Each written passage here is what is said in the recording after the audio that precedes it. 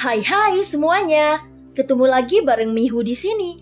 Oh iya, kali ini Mihu akan membawakan alur cerita dari film Donghua yang berjudul Battle Through the Heaven. Mihu mengingatkan sekali lagi ya bahwa konten ini full spoiler.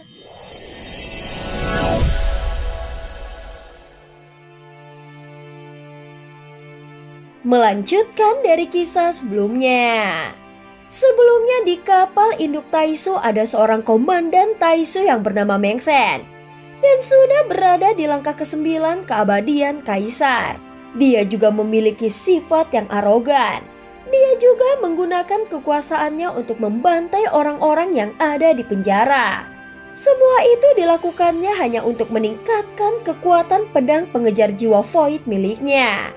Dia memerintahkan ribuan pasukannya untuk menghadang Batra milik Xiaoyan dan tidak membiarkan satupun yang lolos. Pada saat ini setelah membantai beberapa ratus orang di dalam penjara, dia juga menyiksa para pelayan wanitanya. Jika dilihat dari tubuh telanjang mereka, bahkan terlihat ada yang mengalami patah tulang. Di mata Mengsen, mereka semua hanyalah alat untuk melampiaskan keinginannya untuk bersenang-senang. Setelah Mengsen pergi, seseorang segera muncul menyeret beberapa wanita yang tidak sadarkan diri dan dilemparkan langsung ke dalam penjara besi. Di dalam kapal induk Taisu, kebanyakan dari mereka adalah prajurit Taisu yang tidak berjiwa, sehingga tidak ada rasa simpati di wajah mereka. Dan hanya menyelesaikan semua tugasnya dengan patuh. Saat ini lautan kehampaan yang gelap tampak sunyi senyap. Hanya ketika Batra Xiaoyan dan yang lainnya lewat, lautan kehampaan tampak beriak. Di atas Batra Xiaoyan melihat peta bintang dan mendapati sudah tidak jauh lagi dari titik pergerakan berikutnya. Yang diperlukan hanyalah satu langkah terakhir untuk meninggalkan kehampaan Laut Barat. Namun di jalan masuk dari kehampaan Laut Barat menuju kehampaan Laut Utara, terdengar suara gemuruh yang mendekat. Tampaknya Taisu tidak akan membiarkan kami pergi begitu saja. Apakah itu yang disebut Komandan Mengsen dan sudah berada di langkah ke-9 keabadian Kaisar? Kekuatannya bisa dianggap sama dengan milikku, ucap Xiaoyan bergumam di dalam hatinya. Ini adalah sedikit informasi yang didapati Xiaoyan dari ingatan Susi. Sebelumnya, aku berpikir kita tidak akan pernah bertemu dengan pasukan ini. Namun aku tidak menyangka kelompok orang ini terlalu sombong, sehingga tidak ada yang menganggap serius Sensi sama sekali. Semua orang bersiap untuk berperang dan seperti biasanya, jangan tinggalkan satupun yang hidup dari pasukan Taisu. Segera suara Xiaoyan bergema di seluruh Batra. Berdasarkan pertempuran sebelumnya, 50.000 keabadian para dewa di dalam Batra itu meremehkan Taisu. Menghadapi mereka yang semuanya adalah keabadian para dewa, maka kekuatan pasukan Taisu ini dapat dihancurkan dalam sekejap. Bahkan dengan pertempuran sebelumnya, membuat mereka sedikit curiga. Bagaimana mungkin dunia Sensi bahkan tidak bisa menyelesaikan hal seperti ini? Mungkinkah dunia Sensi tidak memiliki keabadian para dewa? Di depan Xiaoyan dan Batra lainnya, pasukan Taisu yang sangat besar tiba-tiba muncul. Xiaoyan sedikit mengerinyit ketika dia melihat jumlah pasukan Taisu yang muncul begitu saja. Dia tahu betul bahwa transfer semacam ini membutuhkan sumber daya yang tidak terbayangkan. Xiaoyan menduga bahwa setelah mendapatkan sumber daya dunia Sensi, itu cukup bagi mereka untuk menyia-nyiakannya dengan bebas. Mata Xiaoyan tampak dingin sejak memasuki dunia Sensi.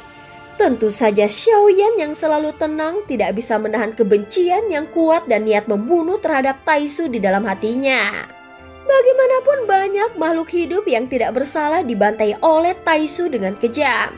Saat berikutnya, beberapa kapal Taisu yang dipimpin oleh kapal terbesar di tengah menyebar mengelilingi Batra Xiaoyan dan yang lainnya. Segera prajurit Taisu menyerbu dengan derasnya seperti air pasang. Tentu saja ratusan ribu prajurit Taisu ini terlihat sangat mengintimidasi. Bahkan keabadian para dewa yang tidak berhati-hati akan dihancurkan di sini. Sementara itu Susi masih diseret ke belakang Batra Xiaoyan. Dia diikat dengan besi, sementara daging dan darahnya terlihat baru saja sembuh. Saat melihat pasukan Taisu yang muncul di hadapannya, wajahnya yang tanpa kulit langsung tersenyum. Dan matanya juga tampak semakin memerah seperti darah. "Kali ini, kalian semua harus mati," ucap Bailing masih mengenakan baju besi seputih salju. Sekilas dia melihat Susi yang diseret ke belakang Batra dan terlihat sangat menyedihkan. Tiba-tiba mata indahnya memerah. Begitu dia bergerak, dia langsung bergegas menuju Susi. Tetapi saat dia semakin dekat, ada sebuah kekuatan yang kuat mengguncangnya. Segera gumpalan api muncul dari dalam Batra dan jatuh ke Susi yang terluka parah. Dan akhirnya seluruh tubuhnya terbakar. "Tidak, saudara Su," ucap Bailing tiba-tiba menunjukkan keputusasaan di matanya. Namun dia hanya bisa mendengar jeritan melengking dari Susi. Ini bukan nyala api biasa. Jadi itu tidak akan mengeluarkan nyala api saat membakar Susi hidup-hidup. Adegan ini benar-benar membuat Bailing sangat marah. "Bunuh semua yang datang," ucap Bailing langsung memberikan perintah. Segera prajurit Taisu yang tak terhitung jumlahnya bergegas maju seperti orang gila. Saat berikutnya, serangkaian ledakan berdarah langsung bergema di kehampaan. Tanpa terkecuali, bagi pasukan yang terburu-buru maju langsung berubah menjadi garis darah dan melesat ke belakang. Di atas Batra, satu demi satu sosok keluar dengan tangan di belakang punggung mereka. Semua sosok mempunyai ekspresi dingin dan memancarkan aura kebanggaan 50.000 keabadian para dewa. Salah satu dari mereka adalah eksistensi tingkat leluhur di dunia kuno dewa abadi dan iblis. Dan miliknya bahkan lebih dominan di dunia asalnya. Mereka memiliki leluhur keabadian para dewa yang duduk sebagai penanggung jawab sehingga kekuatan klan mereka sangat makmur. Jadi tidak perlu diragukan lagi bahwa sarana dan kekuatannya adalah natural.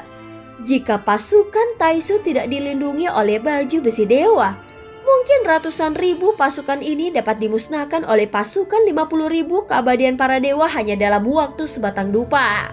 Namun pasukan Taisu ini menjadi kuat karena mereka memiliki baju besi dewa. Dengan sumber daya sensi sebagai suplai, hal ini akan memungkinkan para prajurit Taisu ini memiliki aliran kekuatan tempur yang stabil.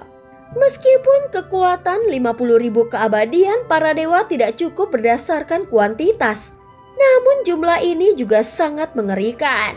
Saat berikutnya, beberapa pancaran cahaya terhubung antara Dewa Void dan membentuk formasi. Tiba-tiba kekuatan baju besi dewa pada prajurit Taisu ini meledak. Seolah-olah baru saja diaktifkan, sehingga auranya menjadi jauh lebih dahsyat. Dari dalam kapal induk Taisu, ada sesosok yang terbang keluar dan tergantung di udara. Tangannya berada di belakang punggungnya, dan dengan tatapan yang bangga, dia memandang beberapa Batra di depannya dengan rasa jijik. Sinar kematian yang merusak.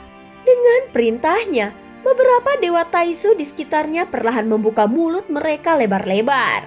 Bola cahaya mulai mengembun di mulutnya. Dan segera ledakan sinar cahaya lurus menyapu Batra dengan kekuatan penghancur. Tepat di luar Batra, ada pembatasan perisai yang muncul dan menutupi semua Batra. Tentu saja di antara 50.000 keabadian para dewa ini, tidak sedikit dari mereka yang mahir dalam seni pembatasan. Mereka segera mengambil tindakan satu demi satu dan menggunakan kekuatannya sendiri. Seluruh perisai langsung meledak dengan cahaya yang sangat kuat dan mengandung perasaan tidak bisa dihancurkan. Mengsen langsung mendengus dingin saat melihat adegan ini. Hanya pembatasan perlindungan yang buruk dan masih ingin bersaing dengan sinar kematian yang merusakku. Ledakan. Beberapa sinar permusuhan langsung menghantam perlindungan yang membuat dampak dari ledakan menyebar ke seluruh kampan dan membuatnya berguncang dengan hebat. Bagaimana mungkin? Bagaimana pembatasan tingkat rendah seperti itu tidak bisa menahannya? Mustahil. Beri aku lebih banyak kekuatan dan hancurkan orang-orang yang tidak tersentuh ini hingga berkeping-keping. Meskipun di dalam Batra ada banyak sosok yang menjaga pertahanan, Namun masih ada ribuan sosok yang terbongkar keluar dan dipimpin langsung oleh Xiaoyan. Jangan buang waktu kalian, bunuh mereka semua. Saat berikutnya, cahaya guntur di atas kepala Xiaoyan dan tombak pemecah bencana terbentuk darinya. Tombak pendek itu mengandung guntur Haotian dan dapat mengabaikan perlindungan dari baju besi dewa. Suara guntur yang sangat menggelegar keluar dari setiap gerakan yang dilakukan Xiaoyan disertai dengan kilatan petir. Kecepatannya sangat luar biasa dan hampir dalam sekejap, mata ledakan ikatan guntur turun dari langit. Xiaoyan mengangkat tangannya seolah-olah ingin menangkap kumpulan guntur dengan tangannya dan langsung mengubah arahnya pada sudut 90 derajat. Terlihat di tangan Xiaoyan, guntur itu bersinar dengan kekuatan yang menakjubkan dan meraung ke arah Meng Shen. Saat melihat Xiaoyan mendekat, Meng Shen bereaksi dan ingin menghindar. Namun tiba-tiba cahaya putih muncul di depan matanya. Segera kegelapan menyapu pandangannya dan menyelimutinya. Di bawah ranah kekuatan yang sama, tidak sulit bagi Xiaoyan untuk melawannya. Meskipun api bayan hanya bekerja selama 2 tarikan nafas, namun Meng Shen tidak akan bisa melarikan diri. Saat mata Meng Shen berangsur-angsur kembali jernih, dia merasakan tubuhnya tiba-tiba tenggelam. Dan ada rasa sakit yang luar biasa hebat di sekujur tubuhnya. Dia mendapati tubuhnya terbalik, dan perutnya bahkan tertusuk oleh tombak pemecah bencana yang dilemparkan oleh Xiaoyan. Jelas saat ini kesombongan yang dia banggakan sebelumnya telah hilang seketika. Dan cerita pun berakhir. Terima kasih udah dengerin Mihu dari awal sampai akhir ya. Jangan lupa untuk like dan subscribe. Sampai jumpa.